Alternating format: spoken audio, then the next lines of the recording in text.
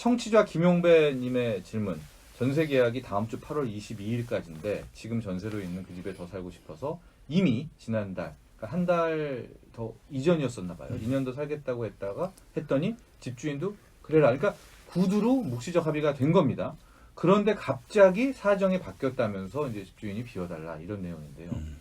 구두로 합의가 된 경우 이게 뭐 어떻게 해야 됩니까? 세입자 권리는 유지가 되나요? 예, 그렇습니다. 이게 뭐 우리가 그 일반적으로 말로 한 약속도 약속이냐, 약속이다. 뭐 이런 그렇죠. 네.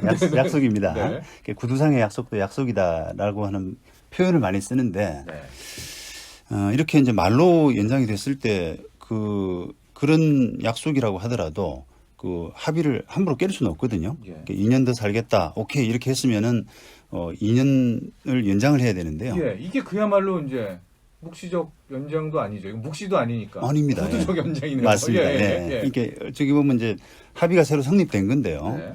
이런 그 합의를 변경하려 그러면 새로운 또 합의가 있어야 되거든요. 예. 그러니까 다시 말하면 이 사건에서는 세입자가 좀 양해를 해줘야 이사를 할 수가 있는데 네. 문제는 이제 이런 그 계약 연장 합의가 있었다라고 하는 그 입증이 그 세입자한테 있어요. 네. 다시 말하면 집주인하고 말로 2년을 더 연장했다라고 하는 그런 책임이 세입자한테 있기 때문에 이걸 만약에 입증을 이제 못하게 되면은 세입자도 좀 불이익을 입을 수는 있죠. 그럼 이제 우리 어플도 많이 있지 않습니까? 스마트폰에 녹음이 됐다. 녹음 파일. 네. 좋은 이 소위 말하는 대항력이 있는 자료인가요? 증거물인가요? 예, 그렇습니다. 이게 문서로서 합의하는 것이 제일 좋지만 네. 그게 조금 여의치 않을 때, 구두라면? 여의치 않을 때는 그냥 녹음을 좀 하셔도 되고요. 예. 녹음은 굳이 뭐 상대방 그 동의를 받지 않은 제가 녹음이라도 그 부분입니다. 예, 그냥 해도 돼요? 예, 그렇습니다. 법상으로는 그 대화 상대방하고는 굳이 동의를 받지 않더라도 법에 어긋나지는 않기 때문에 네. 그런 녹음을 하셔서 그걸 입증하시는 방법도 충분합니다. 그렇습니다. 이제 세입자분들 혹은 이제 주인분들도 마찬가지입니다. 구두로 묵시적 연장을 한다거나 할 때는 딱 그 녹음 버튼을 미리 눌러두고 해야 되겠어요.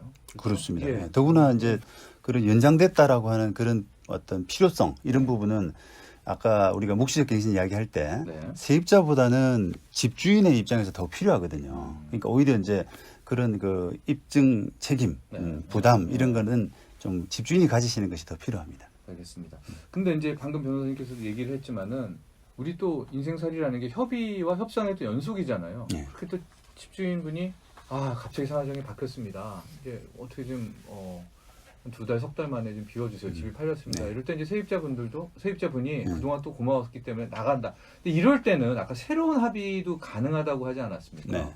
그럼 뭐 이사 비용이라든가 뭐 아니면 이 세입자가 새롭게 집을 구할 때 하던 뭐 부동산 수수료라든가 이런 거를 내가 이런 또 다시 계약 맺는 건 어때요? 이런 식으로 좀. 좋죠. 예, 당연히 이제 그게 어떤 아까 제가 그 새로운 합의라고 하는 그런 표현을 썼는데 좀 이게 2년 약속은 있었으니까 그걸 깨는 그런 어떤 미안함, 부담 이런 것 때문에 조금 기간을 좀 짧게 하는 대신에 뭐 이사비라든지 중개 수수료 이런 것들을 부담하는 것도 새로운 합의에 그렇게라도 적절한 방법입니다. 네. 문제라는 게 또 이제 풀어가는 것도 중요하잖아요. 그렇죠. 네. 그렇게 하는 것보다 그런 것도 좀 염두에 두시면 좋을 것 같아요.